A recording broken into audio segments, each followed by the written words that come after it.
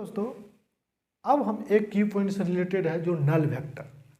Null vector को हम दूसरे नाम से जानते हैं जीरो वेक्टर। जीरो वेक्टर मतलब जिसका मैग्नीट्यूड जीरो, उसी वेक्टर का नाम हम जीरो वेक्टर या नल वेक्टर बोल देते हैं, साइंटिफिक वर्ड है। इसीलिए जब हम नल वेक्टर को डिफाइन कैसे करते हैं, किस वेक्टर को हम नल वेक्टर बोलेंगे, इट मीन्स जीरो वेक्टर बोलेंगे। Those vector having the zero magnitude and direction not defined. ये कैसी बात हो गई सर? मतलब वैसा वेक्टर जिसका मैग्नीट्यूड जीरो हो लेकिन डायरेक्शन नॉट डिफाइंड। लेकिन तो सर आपने तो गलत हो गया। गलत क्या हो गया? जब आपने बोले था कि वेक्टर क्वांटिटी के पास तो डायरेक्शन होता है, लेकिन इसके पास डायरेक्शन ही डिफाइंड नहीं है, तो ये वेक्टर कैसे हो गया?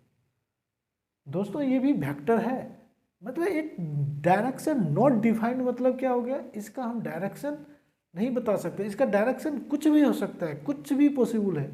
इसीलिए डायरेक्शन एक स्पेसिफिक डायरेक्शन नहीं है, इसीलिए हम ये लिखा दिया डायरेक्शन नॉट डिफाइंड।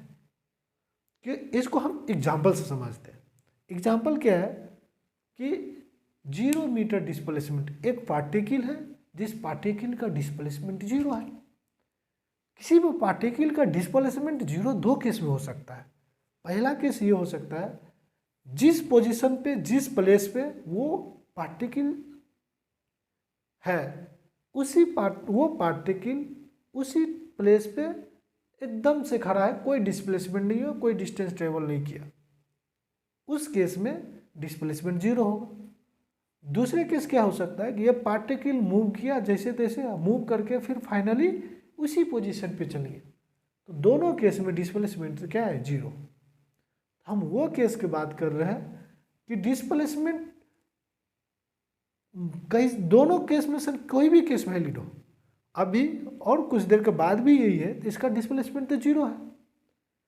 लेकिन जब पार्टिकल इस पोजीशन पे खड़ा है और हमेशा खड़ा ही है, तो हम कहेंगे जीरो डिस्प्लेसमेंट। यदि डिस्प्लेसमेंट ही नहीं हुआ तो हम कैसे बता सकते हैं कि ये इतना डिस्प्लेसमेंट, कुछ डिस्प्लेसमेंट होता 2 मीटर 5 मीटर, तब ना बताते कि 2 मीटर ईस्ट हुआ, ईस्ट वेस्ट हुआ, ईस्ट ऑफ द नॉर्थ हुआ, 30 degree east of the north हुआ।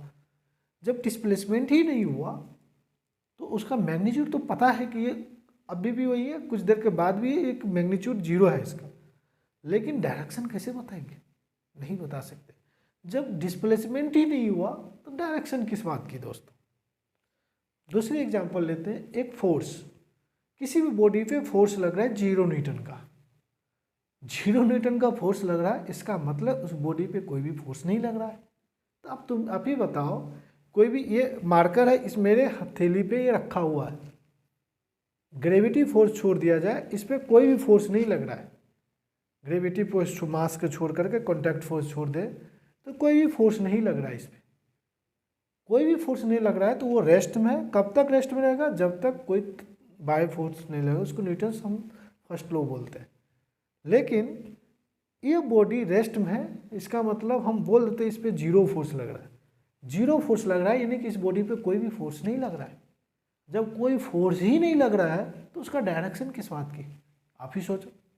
कोई भी बॉडी पे जीरो फोर्स लग रहा है यानी कि उसमें भी आप बोलोगे कि सर दो केस हो सकता है, या तो नेट रिजल्टेंट जीरो हो, हम रिजल्टेंट की बात नहीं कर रहे, लेकिन पॉसिबल कुछ भी हो सकता है। तो यदि इस बॉडी पे फोर्स जीरो लग रहा है तो यानी कि उस बॉडी पे कोई फोर्स ही नहीं लग रहा है, कोई फोर्स नहीं लग रहा है, तो उसका डायरेक्शन किस बात की?